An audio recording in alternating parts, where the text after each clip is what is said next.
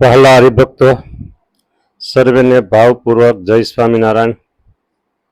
ગુણાતીતાનંદ સ્વામીની વાતો ઉપર આપણે ભગવાનના ગુણાનુવાદ મહિમાનું ગાન કરીએ.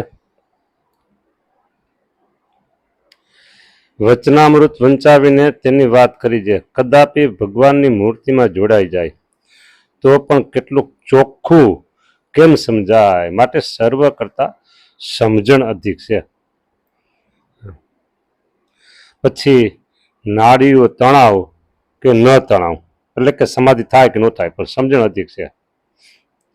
અને સાંખ્ય ની યોગ એ બે કરતા પણ ભગવાનનું સર્વોપરીપણું સમજવું તે શ્રેષ્ઠ છે. જો છણે છણે વચનામૃતમાં અને ગુણાતીતાની સમયની વાતોમાં ભગવાનનું સર્વોપરીપણું તો આવતું જ રહેશે. અને આ સર્વોપરીપણાનું જે વિવેચન કરવું એ જ આપણું મુખ્ય કથા વાર્તાનું અંગ.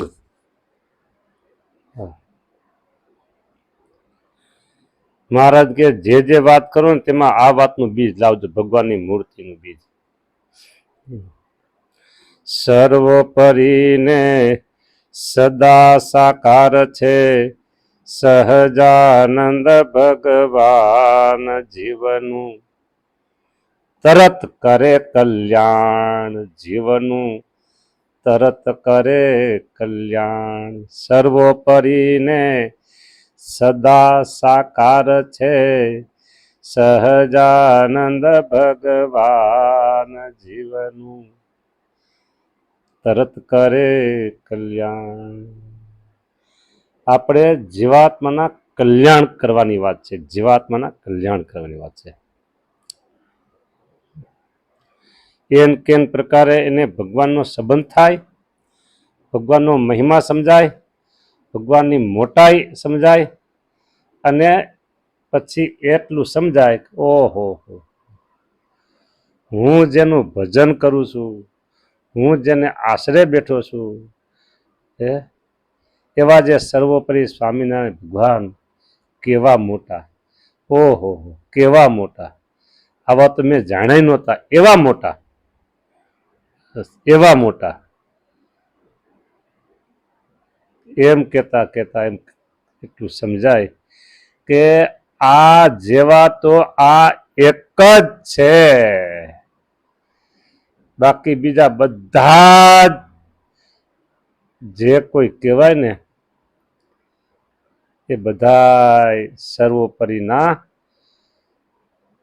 ચરણમાં નમસ્કાર કરનારા છે. બસ જે કોઈ કહેવાય.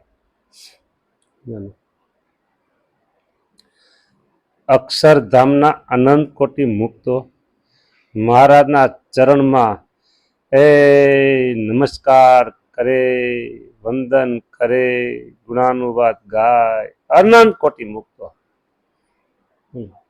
એવા મોટા ભગવાન છે. પછી મોટાઈ કેતા કેતા કેતા નિગમ જેનો પાર ન પામે, ન એથી થાય ને ત્યારે એમ સમજીએ કે સમુદ્ર જેવો તો એક સમુદ્ર છે, સૂર્ય જેવો તો એક સૂર્ય છે. આકાશની ઉપમા નો હોય, સમુદ્રની ઉપમા નો હોય, સૂર્યની ઉપમા નો હોય. એમ મને મળ્યા એવા પરબ્રહ્મ પરમાત્મા સ્વામિનારાયણ ભગવાન કોની ઉપમા આપી શકાય? આવા મોટા મહારાજ. આ મહારાજનું સર્વોપરી કેવા મોટા, કેવા મોટા, આવા મોટા. મહારાજે કહ્યું હતું જે અમે અલૈયા ગામમાં એક વાર દ્રષ્ટિ કરીને અનંત જીવને બ્રહ્મમોલમાં મૂકી દીધા. અલૈયા ગામ, અલૈયા ગામ નાનું એવું મંદિર છે આજે અલૈયા ગામમાં, એકદમ નાનું એવું મંદિર.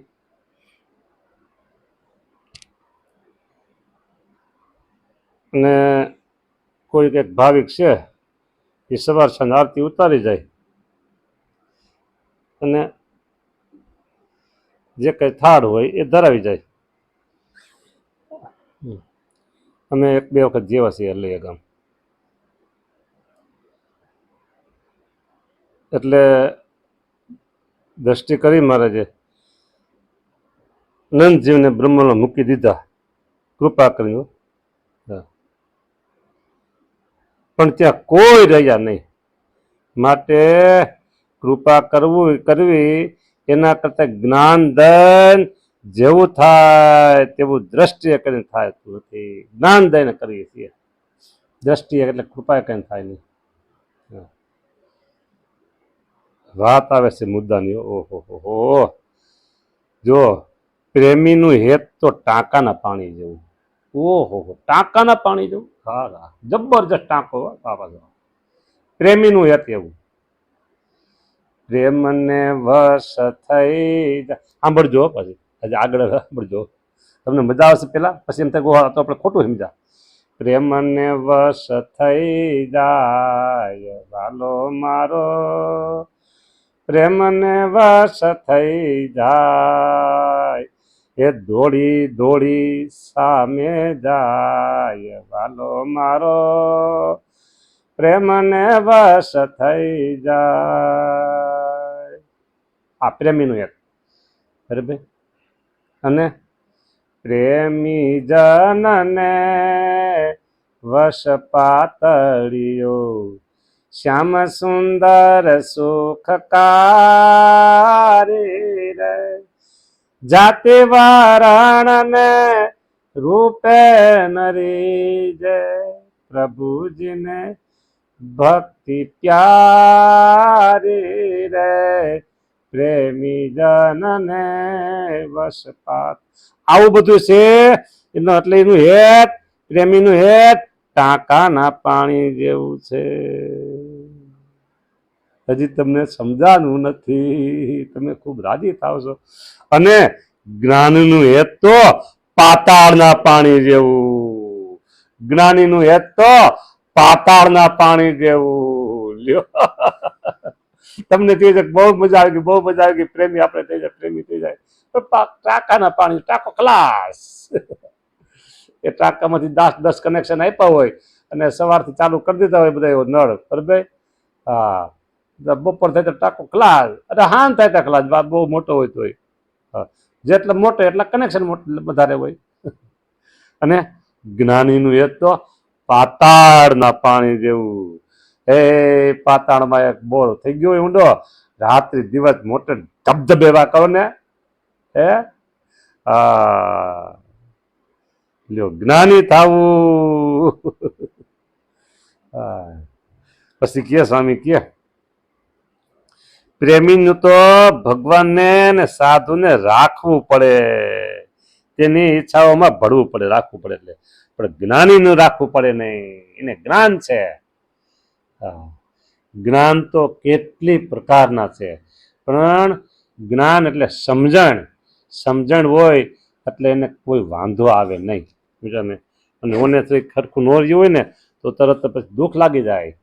હા, પાણી થઈ રહ્યું, હલો મોટર ચાલુ કરો, ટાંકો ભરો પાછો. જો બરાબર, સમજો. તમને કહું કે મહારાજે થોડીક મનુષ્ય લીલા કરી. હું બહુ વ્યવસ્થિત તમને સમજાય જેમ કહું. મહારાજે એટલે મનુષ્ય લીલા કરી, અને મનુષ્ય લીલાના દર્શન બરાબર પ્રેમી ભક્ત આંબા શેઠને થયા, બરાબર. પ્રેમી ભક્ત આંબા શેઠને થયા એટલે દાંતણ લઈને આવતા હતા ને દરરોજ દાંતણ બંધ થઈ ગયું. કેમ? મનુષ્ય લીલાનું દર્શન થયા. લાવવું છે. અને